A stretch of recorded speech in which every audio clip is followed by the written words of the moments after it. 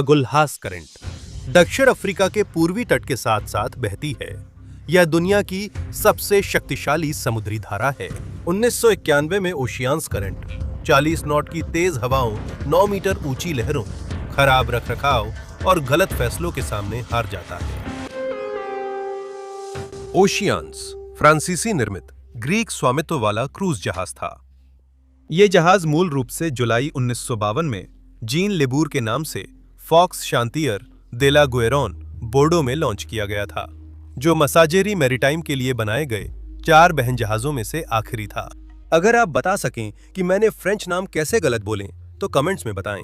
ये 153 मीटर लंबा है, चौड़ाई में 20 मीटर है, पानी की सतह से नीचे 7 मीटर गहराई तक जाता है और इसमें 550 यात्रियों के साथ साथ चालक दल के 250 सदस्य की क्षमता है। इसका यात्री जहाज के रूप में पहला चार्टर मार्से, मेडागास्कर और मॉरिशस के बीच है। 20 से अधिक वर्षों की अवधि में इसका नाम कई बार बदला जाता है, जिसमें मिकोनाई, एंकोना और ईस्टर्न प्रिंसेस शामिल हैं, इससे पहले कि इसे पिरायस में पंजीकृत किया जाता है। ग्रीस में पिरायस के रूप में 1976 में ओशियान्स नाम दिया गया। मूल रूप से एक महासागरीय यात्री जहाज के रूप में बनाए गए ओशियान्स का भारी पुनर्निर्माण किया जाता है, इससे पहले कि यह ग्रीस की एपिरोटिकी लाइंस के लिए एक क्रूज लाइनर के रूप में संचालन शुरू करता है। 1988 और 1991 के बीच एपिरोटिकी लाइंस 2 जहाज खो देती है।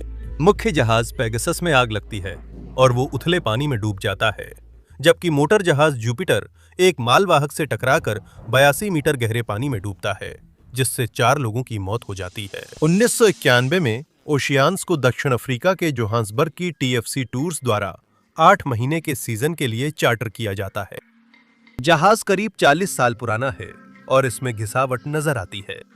कई ढीली हुल प्लेटें हैं जो जहाज के बाहरी हिस्से की धातु की चादरें होती हैं। हाल ही में मोजाम्बिक यात्रा के दौरान जहाज में कुछ शावर और टॉयलेट से सीवेज पानी ऊपर आ गया। मरम्मत की शुरुआत सीवेज होल्डिंग टैंकों से कई खराब नॉन रिटर्न वाल्व हटाने से होती है। सीवेज टैंक से वेंटिलेशन पाइप भी हटा दी जाती है, जिससे जनरेटर रूम और होल्डिंग टैंक के बीच 10 सेंटीमीटर का छेद रह जाता है। मरम्मत पूरी नहीं हुई है। नॉन रिटर्न वाल्व और वेंटिलेशन पाइप को वापस नहीं लगाया गया है। 3 अगस्त 1991 को दोपहर 3 बजे ओशियानस दक्षिण अफ्रीका के ईस्ट लंदन से डरबन के लिए रवाना होता है। उसके रवाना होने में बम धमकी के कारण देरी हुई। कैप्टन यानिस अब्रानिस, जो 20 साल के अधिकारी और 30 साल के नाविक के अनुभव वाले अनुभवी मरीनर हैं, जहाज की कमान संभाले हुए हैं। जैसे ही जहाज 40 नॉट की हवाओं में और 9 मीटर ऊंची लहरों का सामना करता है, समुद्र की स्थिति और भी ज्यादा अशांत होती जाती है। म्यूजिशियन और एंटरटेनर मॉस हिल्स और उनकी पत्नी ट्रेसी के साथ होने वाली सामान्य सेल अवे पार्टी डेक पर आयोजित होने वाली है। समुद्र की खराब स्थिति के कारण उन्हें 4 सीजन्स लाउंज में जाना पड़ता है। मॉस, ट्रेसी और एंटरटेनमेंट टीम के प्रयासों के बावजूद ज्यादातर यात्री तूफान के गुजरने तक अपने कैबिन में रहना पसंद करते हैं। शाम ढलते ही तूफान तेज हो जाता है। डिनर की पहली पारी में वेटर संतुलन बनाने में जूझते हैं, जिससे खाने की ट्रे गिराए बिना ले जाना मुश्किल होता है। लहरों और तेज हवा में जहाज के डोलने से डाइनिंग टेबल की कटलरी फिसल जाती है। यही आप समुद्री क्रूज पर चाहते हैं? जहाज में पानी की सतह के नीचे समुद्र की ओर खुलने वाला हिस्सा सी चेस्ट कहलाता है, जिससे पानी इंजन ठंडा करने और बैलास्ट टैंक में भेजा जाता है। सी चेस्ट में रिसाव है। रात 9:30 बजे ट्रांस्की के जंगली तट के पास इंजन रूम में एक छोटा सा धमाका होता है। फिर जहाज की बिजली चली जाती है। जहाज के इंजीनियर ने कप्तान अवरानिस को रिपोर्ट दी कि पानी जहाज के ढांचे में घुस रहा है, जिससे जनरेटर रूम में बाढ़ आ गई है और जनरेटर के शॉर्ट सर्किट होने से एक छोटा सा धमाका हुआ है। बिजली न होने से इंजन बंद हो जाते हैं और जहाज उफनते समुद्र में बहने लगता है। पानी तब तक बढ़ता है जब तक वह बल्कहेड के 10 सेंटीमीटर छेद तक नहीं पहुंच जाता, जहां एयर वेंट पाइप होना था। समुद्री पानी बल्कहेड में जाकर सीवेज टैंक भर देता है। इस होल्डिंग टैंक के नॉन रिटर्न वाल्व मरम्मत के लिए हटाए गए होने से पानी मुख्य ड्रेनेज पाइपों से ऊपर चढ़ जाता है। सिस्टम से जुड़े शावर, टॉयलेट और वेस्ट डिस्पोजल यूनिट सी चेस्ट से पानी को सीवेज होल्डिंग टैंक के जरिए कैबिनों तक ऊपर आने देते हैं। इंजन रूम में क्रू बाढ़ग्रस्त कंपार्टमेंट से बाहर निकलते हैं। अपनी घबराहट में वे निचले डेक के बल्कहेड हैच बंद नहीं करते, जो कि आपातकालीन स्थिति में मानक प्रक्रिया होती है। इंजन बंद हो जाने के कारण जहाज अपनी गति से लहरों में जो स्थिरता बनी थी उसे भी खो देता है। जैसे ही जहाज उफनते समुद्र में बेबस सा डोलता है, लहरें उसकी कमजोर बाहरी पतवार से टकराती हैं। क्रू ना तो अलार्म बजाते हैं और ना ही यात्रियों को जिस स्थिति का वे सामना कर रहे हैं उसके बारे में कोई घोषणा करते हैं। जिम्बाब्वे के संगीतकार मॉस हिल्स और उनकी पत्नी ट्रेसी अपने साथियों के साथ देखते हैं कि जहाज का लहराना सामान्य नहीं है। जहाज दाहिनी ओर झुक रहा है। वे जांच करने का फैसला करते हैं।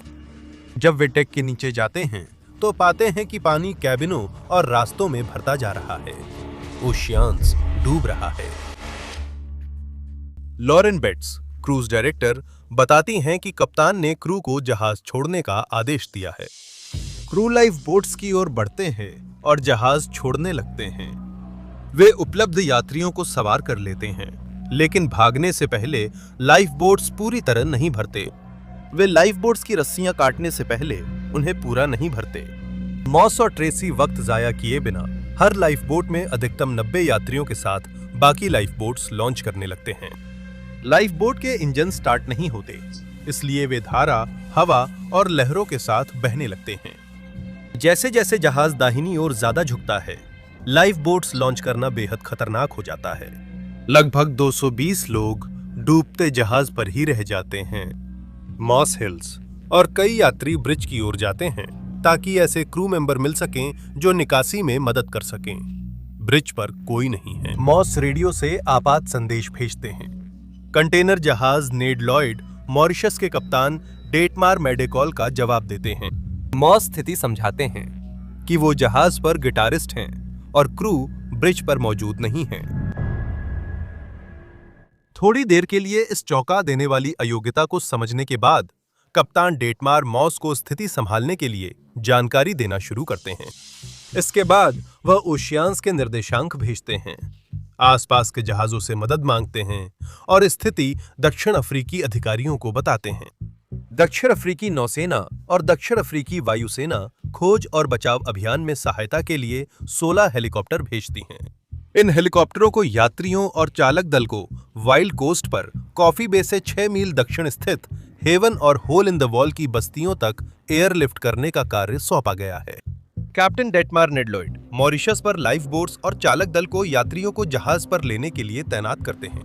पहला हेलीकॉप्टर ओशियान्स डेक पर 2 नौसेना गोताखोरों को उतारता है ताकि निकासी में मदद मिल सके। कैप्टन अवरानिस सबसे आगे हैं। नौसेना गोताखोर पॉल वाइली उन्हें एक तरफ धकेलते हैं और कहते हैं कि महिलाओं, बच्चों और बुजुर्ग यात्रियों के निकलने तक इंतजार करें। वाइली एक बुजुर्ग यात्री को ढूंढने जाते हैं। लौटने पर देखते हैं कि अवरानिस ने यात्रियों को धकेलकर खुद को बांध लिया है और सुरक्षा के लिए ऊपर खींचा जा रहा है। 16 बचाव हेलीकॉप्टरों में से 13 दक्षिण अफ्रीकी वायुसेना के प्यूमा हैं, जिनमें से 9 डूबते जहाज के डेक से 220 लोगों को ऊपर खींचने में लगे हैं, जबकि बाकी इलाके में जीवित बचे लोगों की तलाश कर रहे हैं। बचाव हेलीकॉप्टर आगे और पीछे के डेक से यात्रियों को उठाते हुए एक हवाई नृत्य जैसा प्रदर्शन करते हैं। हेलीकॉप्टर बारी बारी से यात्रियों को चढ़ाकर किनारे ले जाते हैं और फिर जहाज पर लौटते हैं। क्रूज डायरेक्टर लॉरेन बेट्स बुजुर्गों, महिलाओं और बच्चों को प्राथमिकता दिलाती हैं। मनोरंजनकर्ता Julian Butler, Moss Hills, Tracy Hills और रॉबर्ट बोल्टमैन डूबते जहाज से बचाए गए आखिरी 5 लोगों में थे।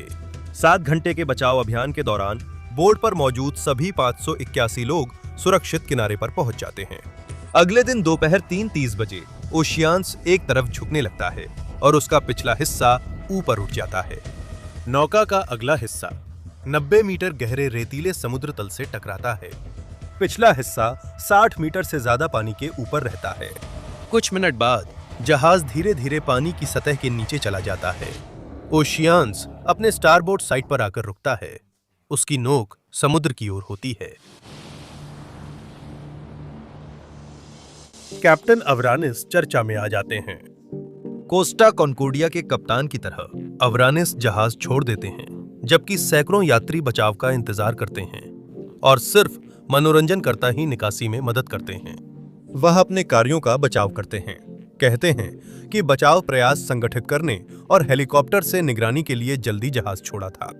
अवरानिस कहते हैं कि क्रू के वॉकी टॉकी की खत्म हो चुकी बैटरियां ही संचार में बाधा का कारण है। जब मैं जहाज छोड़ने का आदेश देता हूं तो कोई फर्क नहीं पड़ता मैं कब निकलता हूं। जहाज छोड़ने का आदेश सबके लिए होता है।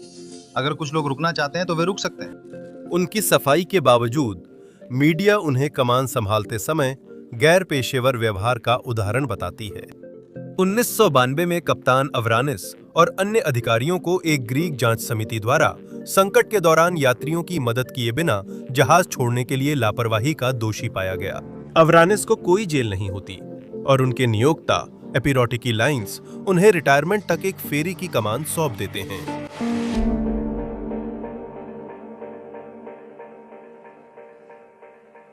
देखने के लिए धन्यवाद। अगर आपको यह वीडियो पसंद आया और आप इस चैनल के और वीडियो बिना किसी विज्ञापन के देखना चाहते हैं तो कृपया हमारे पेट्रियन से जुड़ने पर विचार करें। लिंक विवरण में है। आप मुफ्त या सदस्यता लेकर जुड़ सकते हैं, जिसमें बिना विज्ञापन वीडियो, अग्रिम पहुंच और लाइव प्रश्नोत्तर कॉल मिलती हैं। वहां आपसे मिलने का इंतजार रहेगा।